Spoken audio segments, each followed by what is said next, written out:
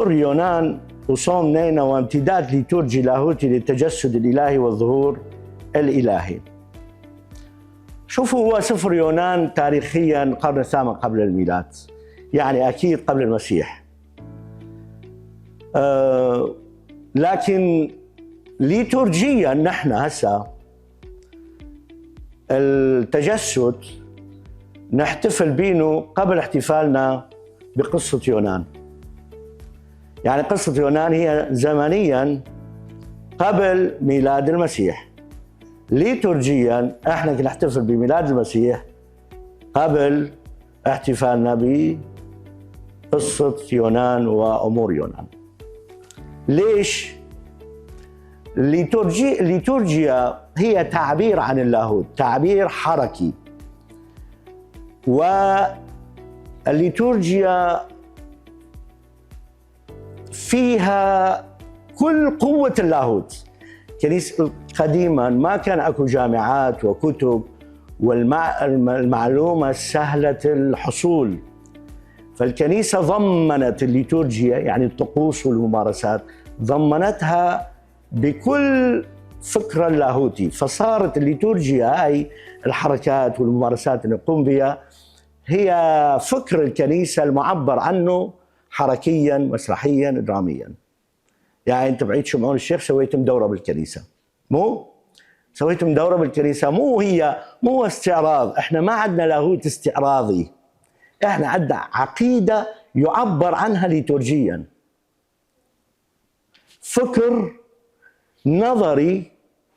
الكنيسة بقوة الروح القدس وبعمل الروح القدس قدرت أن تضمن هذا الفكر النظري الفلسفي في إيش؟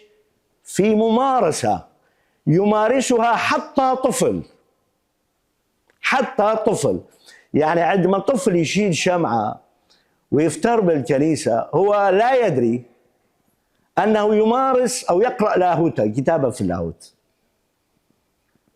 يعني نحن شمعون الشيخ يقول للعذراء هذا الخلاص الذي أعد أمام جميع الشعوب نور إعلان للأمم ومجدا لشعبك، نور يعلن، وهذا هو الدنح السرياني، نور يعلن للأمم.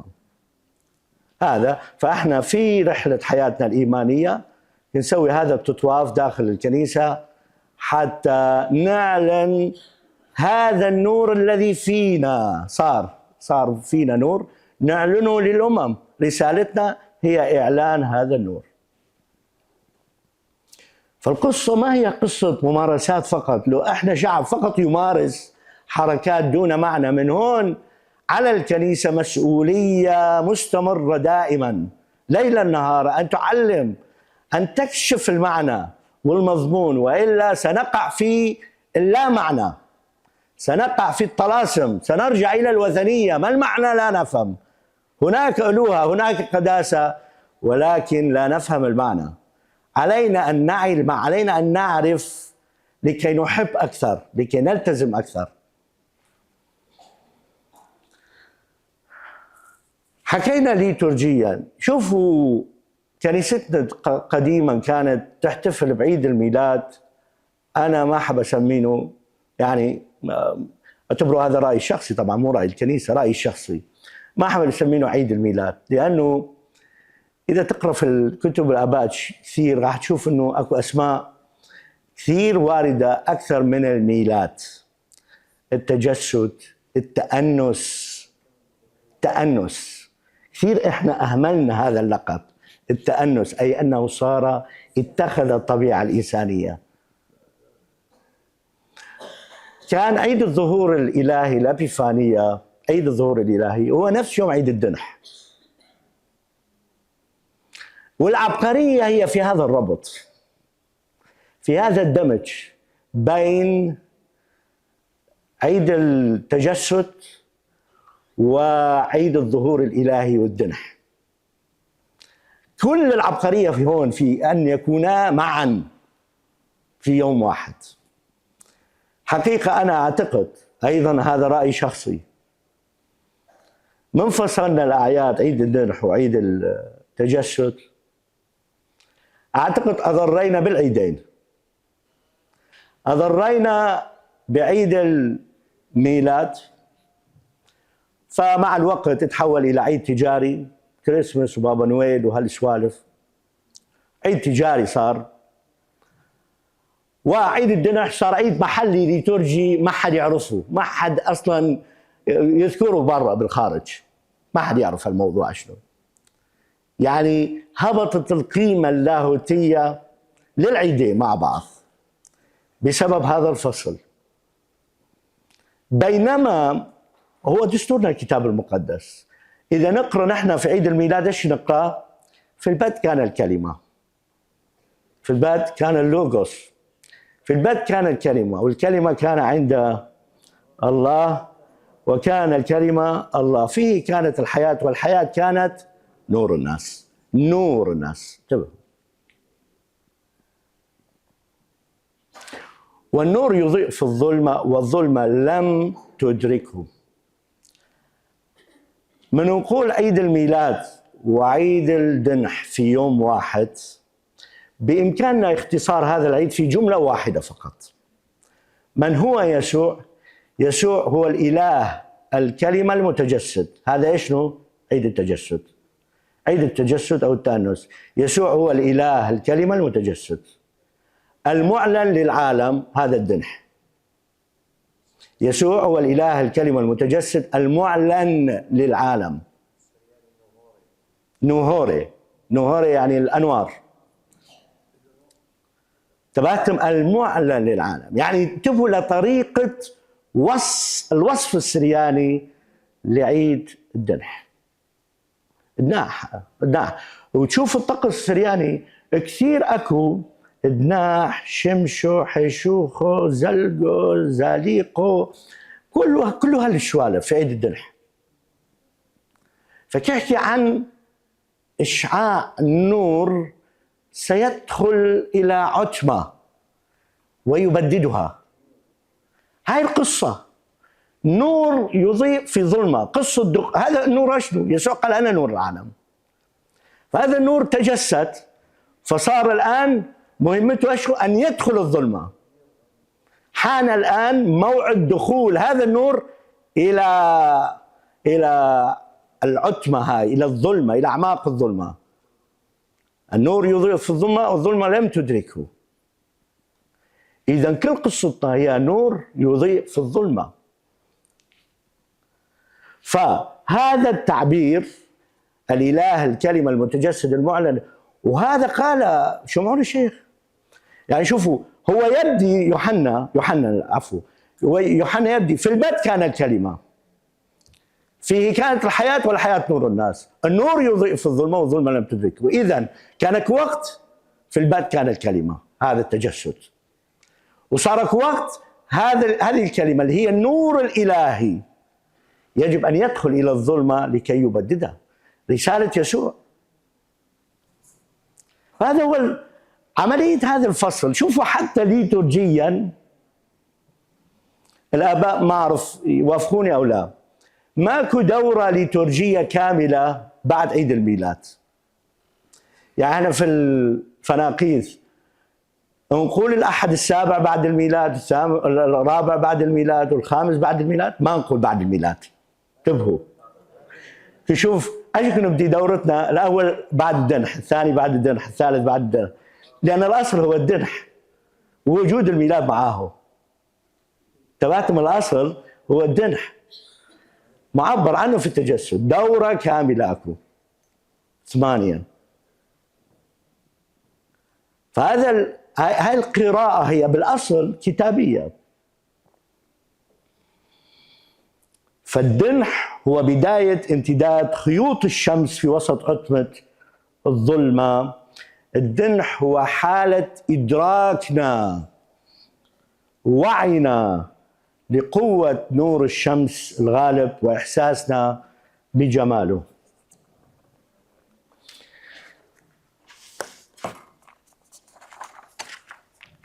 زكريا الكاهن في نشيده عبر عندما امتلأ من الروح القدس، قال: بأحشاء رحمة إلهنا التي بها افتقدنا المشرق من العلاء. شوفوا المشرق، يعني هذا اللي جاء هو يحمل إشراقة السماء.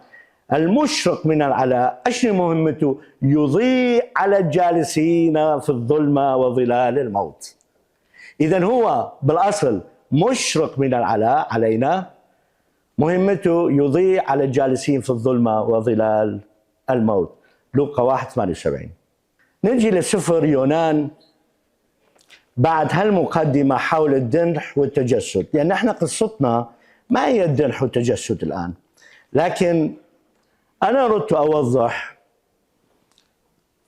أنه هذه العقيدة، هذا الفعل الإلهي، هذا ما حدث في الدنح موجود بطريقة ما بين كلمات سفر يونان.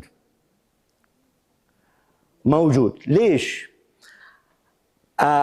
الآن اتضحت الصورة، يعني بعد أن اعتمد يسوع على يد يوحنا المعمدان وبعد أن ولد، اتضحت صورة سفر يونان. بإمكاننا الآن نفك بعض الصور الدرامية اللي لولا عمل المسيح لما كان معنى للسفر غير قصة. احنا دعوتنا لا يبنى على حكايات، يعني ما ممكن نحن نقول قصة إيماننا هي قصة شخص وهرب وجاء لنينوى وحكى، نسردها سرد حكاية أو قصة أو رواية من دون ما نضمن هذه الرواية، نضمنها بهذا العمق اللاهوتي. لن نتبع خرافات مصنعة. شوفوا سفر يونان أولا، اليهود في المنظور اليهودي، اليهود يقرون في يوم يسمونه يوم الكيبور. الكيبور يعني يوم الكفارة، وهذا معنى مهم. معنى مهم. ليش اليهودي يقرأ هذا السفر في يوم الكفارة؟ معنى هائل. يكفي هذه التلميح، هذا التلميح البسيط. ليش اليهودي يقرأ هذا السفر؟ شوفوا، لو كان سفر رمزي كان ببساطة رمزي، بالمعنى ما أقول ما له بعد رمزي، لا، كل شيء له بعد رمزي، لكن بالطريقة اللي المطروحة الآن، لو كان فعل رمزي لكان الأجدر بالآباء عندما خصصوا أو حطوا قانونية الأسفار، كان بالإمكان وضع سفر يونان مع الأسفار التعليمية. مع الأسفار التعليمية، مو هي المطروح أنه هو سفر رمزي غايته التعليم؟ زي ليش ما تخليه مع سفر الجامعة، سفر الأمثال؟ ليش تخليه مع سفر أسفار الأنبياء؟ لأن عنده قيمة تاريخية، لأنه سفر تاريخي. من هنا الآباء صنفوا هذا من البدايات، صنفوه كحقيقة تاريخية لها بعد رمزي. قلنا أنه اليهود يقرؤون هذا السفر في عيد يسمونه عيد الكيبور أو الكفارة، ببساطة لأنه يظهر أن التوبة الصادقة بإمكانها أن تغير مصير مو بس شعب إسرائيل، حتى الأمم. تغير مصير التوبة الصادقة، تغير مصير الأمم.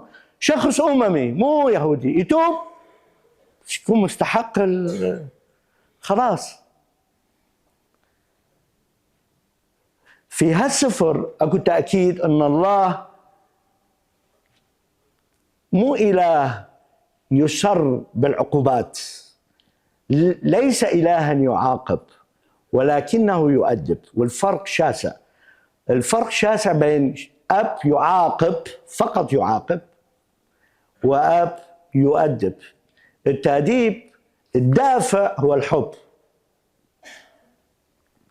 كان بإمكان ببساطة في سفر يونان ربنا إذا غاد عاقب يونان كان بإمكانه يغرق السفينة كلها بمن فيها، لأنه اللي فيها من ناس مؤمنين بالله. لكن طريقة إنقاذ يونان التي تبدو كعقوبة كانت هي طريقة الله للخلاص، لخلاص يونان ولأيضا خلاص البحارة. شوفوا عبقرية المخرج للسفر. السؤال البسيط اللي أطرحه عليكم الآن: من هو الشخصية المحورية في سفر يونان؟ هاي الإصحاحات الأربعة. من هو الشخصية المحورية؟ نعم، الله. بقية بعد الله، يونان،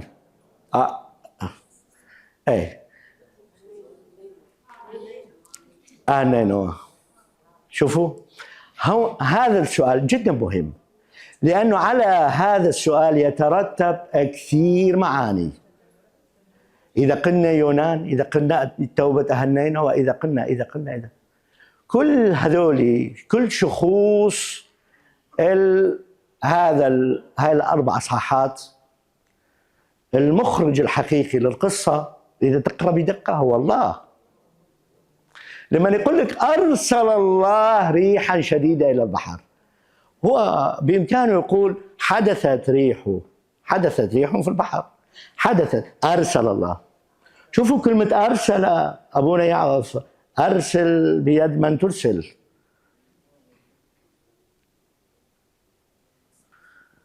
بإمكانه يقول وإذا بحوت يبتلع يونان، وإذا بحوت، كأن الحوت جاء الصدفة، أعد الله حوتا. إذا تنبهون مرات هاي الكلمات ما نقف عندها. المتابع الحقيقي الله ما كان فقط من وراء السماوات منعزل ينادي لتتم المهمة. الله كان ينادي، يدعو، وهو المسؤول عن تنفيذ المهمة. هو المسؤول عن تنفيذ المهمة. هو يأتي بالريح وهيجان البحر وكل شيء. أعد الله حوتا. فإذا القضية المركزية مالتنا هو الله. ليش الله؟ ليش ما يكون يونان بطل الفيلم يونان؟ تعرفون ليش؟ شوفوا تجيب لكم مثل بسيط، مثل من العهد الجديد تحل المشكلة هاي. في قصة الكنعانية يسوع عظم إيمان الكنعانية. صحيح، عظيم إيمانك يا امرأة ليكن لك ما تريدين، بعد ما طلع خارج تخون سور صيداء. ما بس هو عظم إيمان الكنعانية أمام من؟ أمام التلاميذ، هذول النخبة اللي راح يشيلون أو راح الكنيسة تتأسس على أفكارهم. هذا شخص يهودي، أنت ترجع بالفكر إلى القرن الأول الميلادي، شخص يهودي لما يشوف امرأة أممية ما تعني له شيء، يسوع عظم إيمان. هذا مرات الإيمان يحتاج إلى شوك، إلى صدمة.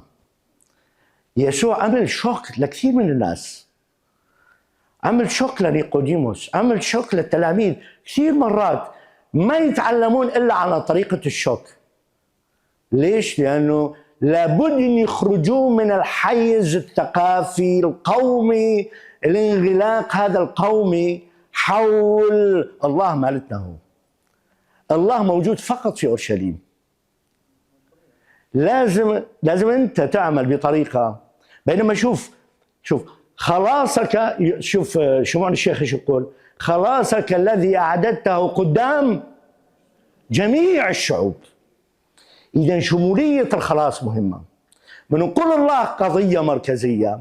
الفكرة هي إسقاط، انتبهوا على هاي العبارة، إسقاط الصورة عن الله التي تشكلت في وعي فلان وعلان، وإعطاء الله صورته الحقيقية. يعني كأن الله في سفر يونان يرسم لنفسه صورة حقيقية ويقول ليونان اقرأ أو شوف الصورة. أنا مو بالطريقة اللي أنت تفهمها. يعني سفر يونان هو إعادة تشكيل وعي يونان، ومن يقرأ سفر يونان إعادة تشكيل وعيه عن الله. من هو الله؟ ما ممكن يهودي بالقرن الثامن قبل الميلاد يفكر في الشعوب ويفكر في أن رحمة الله تشمل الجميع. اليهودي كان يتمنى أن عدالة الله تقتص دائما من الأمم، تقتص بطريقة انتقامية. لكن الآن نحن أمام إعادة تشكيل هذا الوعي، لأن هذا الوعي بعدين مشكلة إذا بقى فئوي قومي. بالمناسبة التاريخ يعيد نفسه، ننتبه، هذه الأشياء ممكن تحدث معنا، أنا انتبهت لهالموضوع بالضبط. صار لي مثل شوك شكل نتلة بسيطة. كنت مرة في إيطاليا، كان عيد حلول الروح القدس، فالدير اللي أنا موجود بينه كله رهبان، تقريبا 80 راهب، ومعروفين هذول. هذا الدير معروف بأنه رهبان ويجيدون اللغات. ففي عيد حلول الروح القدس يطلعون كل الرهبان اللي يعرفون لغات يطلعون يقرون الإنجيل باللغة اللي يعرفونها، يعني مثلا إنجليزي، فرنسي، إيطالي، يوناني. طلعت وأنا قريته بالسرياني. طلع راهب أتذكر اسمه ماثيو، طلع قرأ بالصيني، قرأ الإنجيل بالصيني. تعرفون أنت ما استمعنا واحد يحكي بالصيني. من تقرأ الإنجيل بالصيني يعني أنت يصير كاعتقاد أنه من كثر ما عايش أنت هون بهالبيئة عبالك المسيح بس للسريانو، بس لنا هو، مو للآخرين. بس من يصير عندك إحساس أنه الله لكل الشعوب. يعني الصيني مؤمن بالمسيح بسهولة يدخل ملكوت السماوات. أنا يعني انزعجت بس بعدين فكرت هذا إنجيل، هو يقرأ إنجيل. فببساطة تجيك نغصة هالشكل يدخل لك يسوع وخلاصه ورحمته هي لكل الشعوب. اطلع من فئويتك، اطلع من الأسوار اللي سويتها لنفسك، أسوار اللغة وأسوار الفئة واللون والعشيرة والجنس ماكو أسوار مع المسيح. عظم إيمان كان عانية أمام الرسل. واحد مثل بطرس أصلا نظرته إلى المرأة في ذاك الوقت بعد نظرة غير ناضجة. فالقضية المركزية يجب أن يكون الله حتى يعيد تشكيل وعينا عنه. لماذا هرب يونان في التفسير اليهودي، في الفكر اليهودي؟ طبعا شوية أكو راح أقرأ لكم بعض التفسيرات اليهودية لسفر يونان، مو المسيحية. وأهم واحد يعني ضروري نتابعه، موجود على النت كثير، واحد اسمه راشي، مو راشي يعني واحد اسمه راشي، من أهم المفسرين اليهود للأسفار. انتبهوا، هاي مهمة يصير عندنا دراسات يهودية للعهد القديم. يعني أنت العهد القديم مو احنا قبل ما نكون عندنا تفسير مسيحي له، اكو تفسير يهودي له. صحيح؟ احنا ما نعرف كل شيء، تقريبا ما نعرف كل شيء بسبب الظروف اللي عشناها. ما نعرف كل شيء عن اليهودية وتفاصيل حياة، كيف يفكر اليهودي وكيف يتعامل مع الكلمة الإلهية. من تعرف اليهودي كيف يفسر والمسيحي الأب الروحي كيف يفسر، تنضج عندك الفكرة. بالكامل. احنا فقط نعرف اللاهوت المسيحي. أشهر التفاسير هذا راشي يقول إن هروب يونان لم يكن عصيان بسيط، بل صراع لاهوتي داخلي. يعني يونان كان يعاني من أزمة لاهوتية. ويرى راشي أن يونان خاف أن تتوب نينوى فيدان إسرائيل لعدم توبتها. لاحظتم سمعتم التفسير؟ خاف أن تتوب نينوى، هو كان واثق. شوف حسب تفسير راشي هذا، كان واثق أنه كلمة الله لن تنزل فارغة، بس يقول له روح يعني هيكون نتيجة، انتهينا القصة. هو نبي يعرف ربنا من يقول له روح عندك مهمة في الفلانية، أنت شغلتك بس تنادي، بقية الأمور أنا تسويها ولا يمكن أن ترجع كلمتي فارغة. ما ممكن. فهو كان واثق في داخله أن هناك إيش؟ هناك أمر عظيم سيحدث في نينوى العظيمة. فيقول لك هذول إذا تابوا راح يصيرون معيار للتوبة أو إدانة التوبة على شعب إسرائيل اللي عنده كل العهود والوعود ولا يتوب، والشرائع كلها عنده ولا زال لم يتوب. أي أن هروب يونان لم يكن خوفا من المهمة، بل غيرة على كرامة شعبه. غيرة على كرامة شعبه. يقول لك معقولي شعب وثني تتوب والله تستعمل توبتهم كمعيار ينتقد بها شعب إسرائيل، وهو يحب شعبه فيقول قال لك أنا خليني بعيد عن هالمهمة، خليني بعيد لأن كعرف نتائجها. أعرف أنك إله رحيم رؤوف طويل الروح كثير الرأفة أعرفك. راشي يلمح إلى أن النبي أحيانا يتألم حين يرى رحمة الله تعمل خارج حدوده المألوفة. كأنه يتألم عندما يرى رحمة الله تعمل خارج الحدود.